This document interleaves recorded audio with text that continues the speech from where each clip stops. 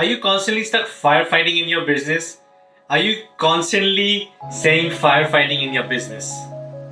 Hi guys, my name is Nikhil. I'm the founder of Bulletproof Teams. And this is a rant today because I am literally getting tired of this word firefighting. I've been listening to this word for this term for way too long now. I've been there, I've done that. I'm not immune to it. I have lived the firefighting lifestyle, and trust me, the biggest loser when I was firefighting was me.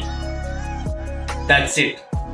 Everybody else around me seemed to be happy or minding their own business and just moving along in this firefighting way, but I was definitely not happy with the way my career was going, with the way my business was going, with the way things were shaping up around me, and with constantly handling this unnecessary pressure from my team, from clients, all around. It's like 360-degree pressure all the time, and that's what firefighting does. So let's get this straight. Firefighting is not the way to work. When does a fire truck actually go out there for firefighting, for fighting a fire? When there's an emergency. It's not that you'll find a fire truck attending to a fire in the same building every single day. And trust me, if they are, then there's a bigger problem, and that bigger problem will need to be solved immediately. Or that entire building will have to be shut down till that problem is sorted out, or maybe the building is completely burned down. So that's what firefighting is. So again, my question is, are you firefighting on a daily basis? Because if you are, then these are the things that you need to be doing to ensure that you are not firefighting anymore. Well, number one, once you've dealt with the fire, you've supposedly put the fire out, figure out why did the fire take place in the first place? Why did it happen? What are the reasons? What failed? What didn't work? What are the things that happened that caused that situation to happen? Once you have a clear grip on what happened and why that fire was caused, the number two thing is for you to spend time on how to make sure that this never happens again. As my business coach says, do not solve the problem, eliminate the problem.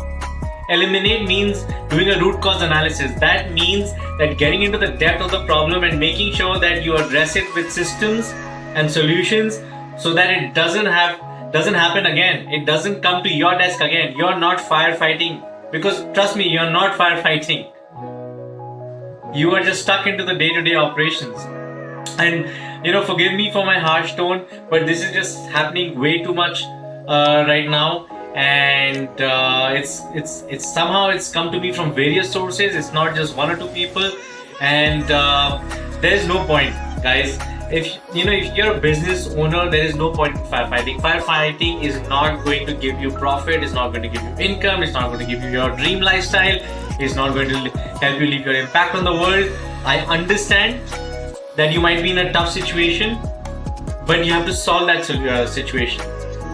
You have to you have to eliminate that situation. You have to eliminate the problem. So figure out what caused the fire. But second thing, spend all your time in making sure that doesn't happen again. And third is identify people. It doesn't matter if you're on a small team or a big team. Identify people around you who can make sure and help you so that fire doesn't happen again. Does that make sense? I hope it really makes sense. So, now, what are the tools that you can use to make sure that you're not firefighting all the time? Well, number one is create systems. Create systems which are step-by-step instructions for everyone in your team around you to carry out the task. And let's say if you're the only one in your business, you are alone, then create that step-by-step system for you. So that when you hire somebody, when you actually start building your team, you already have a system to give to them, and then all you have to do is train them on how to use that system.